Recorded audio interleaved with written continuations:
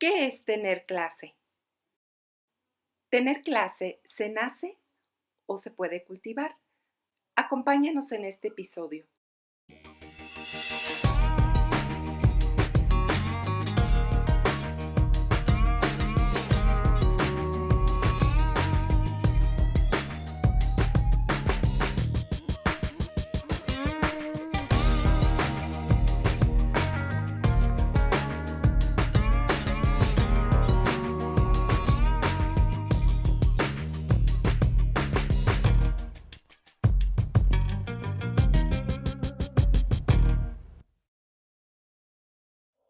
Tienes, entre comillas, una misión dada gratuitamente, aunque no quieras, porque eres inspiración, porque eres ejemplo o puedes serlo, pues está en ti adoptar eso o ser todo lo contrario y entonces ser objeto de críticas y ser objeto de juicios. ¿Y por qué me vas a preguntar? Pues porque esta es la sociedad, así es, así funciona, así vende la nota amarilla, vende todo. Caes en ese descuido, en esa negligencia, en esa improvisación. Aquí, por ejemplo, te cuento que fue muy famosa una foto, fue viral, en donde se aparece la gobernadora de la ciudad portando unos zapatos sucios, unos zapatos de gamuza, sucios, se veían empolvados, y unos pantalones con unos clips en las valencianas de los pantalones. O sea, se le descosió el dobladillo del pantalón y eso puso unos clips. Fue viral, fue viral. Y hoy esta misma persona es la que se está postulando para ser presidenta. Y esta foto, por supuesto que quedó en el olvido. Hoy ya la ves que se arregla un poco más, se peina, se esmera un poco más. Pero esa era esa persona, sí. Entonces, pues era escandaloso, ¿no? El mismo primer mandatario con trajes que le quedaban 3 tallas más grandes. O sea, sí se veía como, digo, por favor, ¿sabes? Desde mi perspectiva, y lo digo como profesional que se dedica a estas cosas, es como un respeto al trabajo que tienes. Del extremo del arreglo personal, que va bien, que funciona coherentemente, a esto que es un descuido, que antes en los otros presidentes era de verse, se iban al otro extremo a gastarse la millonada para verse súper bien. Bueno, pues ahí están las consecuencias, claramente. Entonces, ¿qué te provoca este arreglo coherente? Un acercamiento. En lo opuesto, pues un alejamiento, la crítica, estar en el ojo de público es más difícil. Bueno, entonces sabemos que todos estos elementos son experiencias sensoriales, nos entran por los ojos y las vamos asimilando a veces por el oído también al escuchar una voz muy persuasiva, el olfato, o sea, todos los sentidos entran en juego, incluso ese que le llaman el sexto. También, porque hay algo que sí me cuadra, que no me cuadra, y es muchas veces relacionado con el lenguaje corporal. Eso que sí, que sí no. Porque tú puedes estar diciendo, sí, estoy de acuerdo. Mueves la cabeza en forma de no, pero estás diciendo sí. Quien te ve, quien te escucha, pues no, quien te ve va a decir, a ver, aquí hay algo que no me está cuadrando, ¿no? Pero nos podemos ir a un contexto más reducido en una empresa, ¿sí? O en un ámbito más pequeño todavía, en una asociación, qué sé yo. Bueno, el caso es que, ¿dónde se gesta todo esto? El arreglo personal, pues en principio en casa. En casa, con que lávate los dientes, a ver, peínate, ya ver, ya se te paró el pelo, ahora contrólalo, ponle gel, tus zapatos, boléalos. Esto es en casa.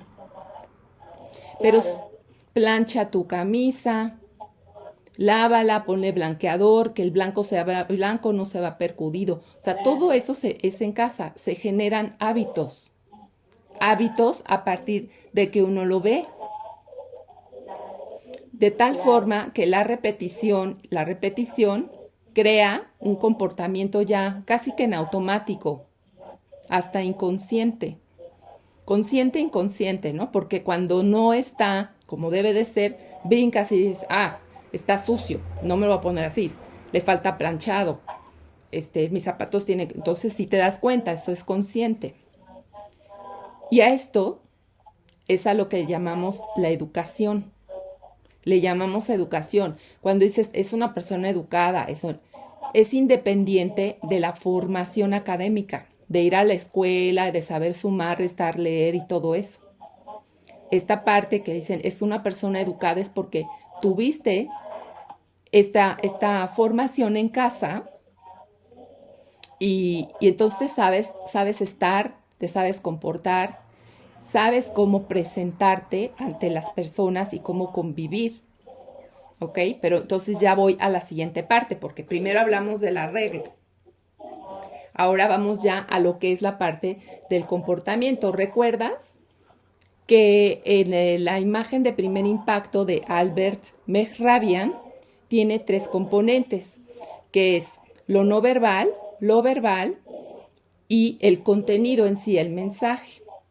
Y entonces te dice Albert Mehrabian que el primer impacto en lo no verbal es la vestimenta, el lenguaje corporal, los hábitos y el comportamiento en general, habilidades blandas, todo lo que sea que nada más de ver, ¿ok? Eso es un impacto del 55%. Luego, en el impacto de voz, tienes un 38%. Y la voz va desde el tono, la cadencia, la inflexión, todo el paralenguaje, todo lo que tenga que ver con tu sonido que emites desde acá, desde las cuerdas vocales. 38%. Entonces, si tú sumas 55 y 38, ¿cuánto te da? Te da 93%. Entonces, ya entiendes por qué cuando tú conoces a una persona, entre 5 y 10 segundos, te da una primera impresión que difícilmente olvidas, porque ahí va un 93% en un hola, ¿cómo estás? Soy menganito de tal. Primer impacto.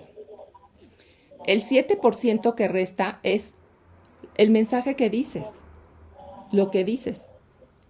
¿Te preparaste cuántas noches para presentar tu ponencia o presentarle a una reunión? En una reunión tenías que hacer tus diapositivas, noche tras noche ahí estudiando y que si ahora los datos de tal, para que solo pese un 7%. Y la mayoría del impacto esté en cómo te presentas tú ante ellos, tu arreglo, cómo te desenvuelves, tu lenguaje corporal, ¿verdad? Tú imagínate. Entonces, pues sí, se quedan pensando, ¿no? ¿Ok? Entonces, retomo esta parte de la educación. ¿Qué es la educación que te dan en casa o que no te dieron? Bueno, si te la dan es ese refinamiento, ahí viene. No es lo mismo llegar a un lugar con el peine dándole, ¿verdad? Con el chongo, el cabello escurriendo, a saber que tú tienes que llegar desde casa así. Ese ya es un control, un hábito, un refinamiento que vienes trabajando desde casa, desde que eras chiquito.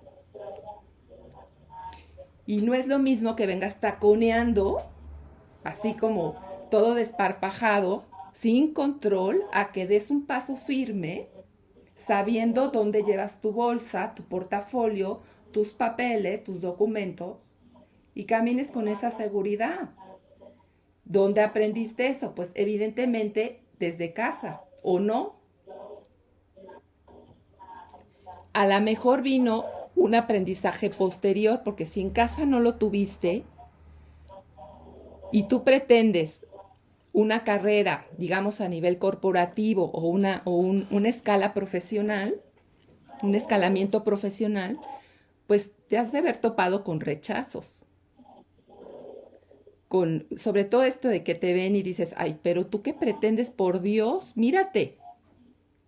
Y entonces cuando te ves a ti mismo y dices, ¿por qué el alejamiento de todos? ¿Por qué no puedo entrar en ese círculo? ¿Por qué no me integran? ¿Por qué no me llaman? Una de dos, lo que venimos comentando ahorita, que no das el perfil, pero a lo mejor viene por otro lado, que es esta parte del refinamiento, que no terminas de encajar en la conversación, en sentirte a gusto, porque no me lo niegues, esto es de sentirte. Te sientes que encajas o que no. Y es ahí donde puedes estar tú con una buena área de oportunidad para progresar, ¿no?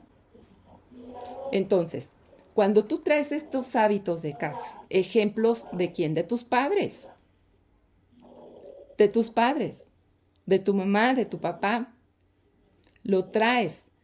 ¿Tiene un componente genético? Tal vez sí lo tenga.